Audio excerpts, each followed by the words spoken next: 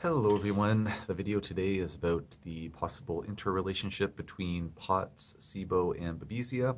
Just before jumping into the video, if you don't mind taking a quick moment to please like, share, subscribe, and or post a quick comment on the video, I'd really appreciate it.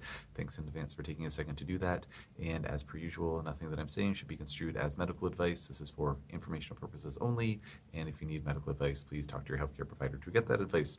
So someone posted a question on one of my other videos 3 weeks ago, and it reads, my daughter has had air hunger since 2013.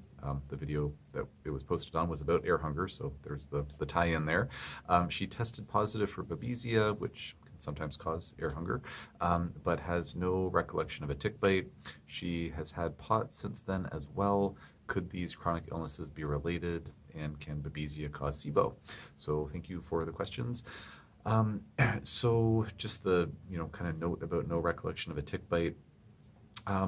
What's really unfortunate is that there really haven't been thorough studies done to see if there are other types of vectors that can transmit a variety of different pathogens. Lyme and co-infections specifically in this case. Case in point would be that we have the research literature showing that the Lyme bacteria, Borrelia burgdorferi, and also some related species of Lyme of Borrelia as well, are known to be found in some areas, in mosquitoes, in black flies, in horse flies / deer flies.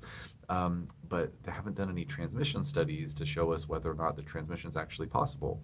We know that the Borrelia burgdorferi bacteria has a very special relationship with the ticks that harbor it.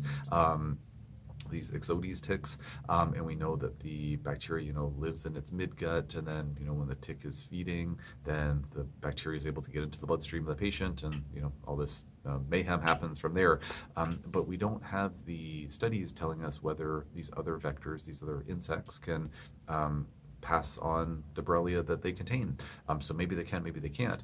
Anecdotally, I had one patient many years ago had a mosquito bite on their leg, and within an hour or so or something like that, a bullseye rash appeared, and the patient had a relapse of Lyme symptoms. So I mean, that's pretty compelling anecdotal evidence that that mosquito re-inoculated them with Borrelia, but there just haven't been studies actually looking at that, to my understanding. So in a similar vein, while we know that ticks can potentially transmit we know ticks can transmit Babesia to folks. Not all ticks contain it, of course. But there could be other vectors that are able to transmit Babesia, and it doesn't have to be a tick. So when patients come in and I'm, ask them about their, talking to them about their symptoms, and say they have a bunch of chronic symptoms, and they're like, oh yeah, I went on a, camping trip, and, got sick within a week of the camping trip, and, was out in the deep wilderness, and, got sick, and, have, joint pain, and this, that, and the other thing, but I don't remember ever having a tick bite. It's like, well, it doesn't matter. I mean, first of all, we don't always know that ticks are there. Their bites are painless. We can't tell that they're there. So unless we see them before they fall off, then we don't know that we had a tick bite, because not everybody has a bullseye rash, or any type of a rash or mark from a tick bite. And so the long and short of it is that there could be other vectors that can transmit these microbes. It doesn't just have to be a tick necessarily. So that's just one little side note there. But getting to the actual questions, that was just my little wanted to talk about the lack of research on vectors. That was my own little agenda today. So getting to the actual questions that were asked. So it says, again, she has Babesia, POTS, and so can these chronic illnesses be related? It's a good question. I mean, it's quite, it's certainly more common to see chronic infection, like as a clinician, it's more common to see, let me think how to word this. When folks have POTS, it's very common that they have other things going on as well.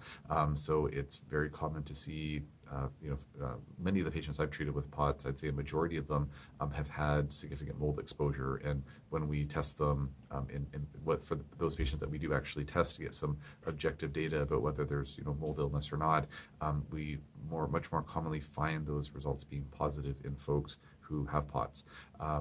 That is true of other things as well, like other comorbidities as well. So In my clinical experience, I think that there is a relationship between POTS and Babesia and other co-infections. Does the POTS somehow, like, is Babesia inducing POTS? I mean, in some cases, the neuroinflammation, and there's probably other mechanisms as well, but the neuroinflammation that is induced by certain infections, in my opinion, can induce POTS or, POTS-like state.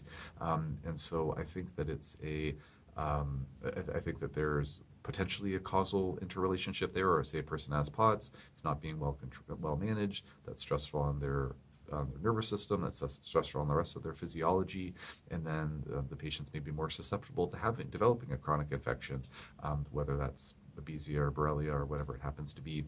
So I do feel like clinically, I feel that there's a connection, and I think that if they were to do any research studies, I'm not aware of any studies where they've looked at this, but if they were to do some actual studies, I think that we would see that there is an interrelationship between those two. And then the last question was, can Babesia cause SIBO? So that's also a good question. Not to my knowledge. I mean, you could certainly map out a mechanism by which babesiosis could predispose someone to developing SIBO, bearing in mind that SIBO, for folks who don't know, it's SIBO, it's small intestine bacterial overgrowth. So as is built into the name, it's a small intestine bacterial overgrowth, so it's an overgrowth of bacteria that are supposed to be there in the small intestine.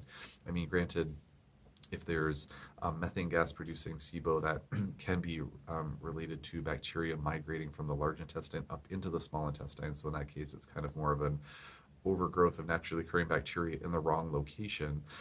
That's in part why the methane gas producing bacterial overgrowth is more correctly referred to as IMO, for intestinal methanogen overgrowth.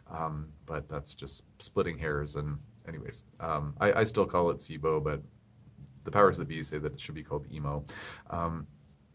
So the question would really be, can Babesia interfere with the physiology of the intestinal tract or the digestive system as a whole and lead to SIBO development? I mean, it is possible to say, it's possible, I suppose, in that, there's enough stress on the body that there's not enough stomach acids being produced, and we know that low stomach acid is a risk factor for developing SIBO or IMO.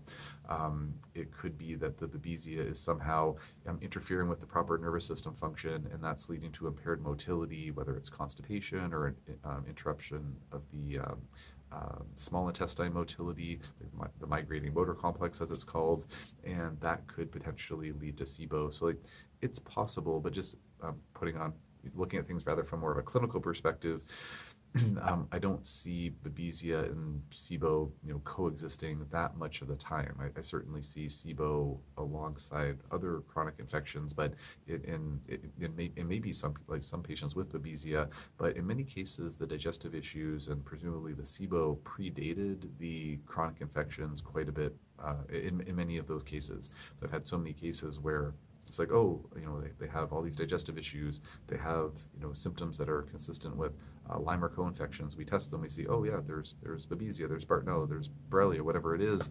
But the digestive symptoms predated it by so much that it's quite unlikely, I think, that a microbe like Babesia would cause SIBO. But again, it's plausible. And if the timeline was there of I've had this babesiosis, and then I started developing these digestive symptoms, and I tested positive for SIBO after that, I'm not saying it's impossible, but just not a pattern that I've seen in clinical practice before, or at least it has not been apparent to me anyways, that's been what's been going on. So I hope that this information was useful. Thanks for submitting the questions. If anybody has any questions on these topics or anything else, just post in the comment section below, and I will do my best to answer as soon as I can.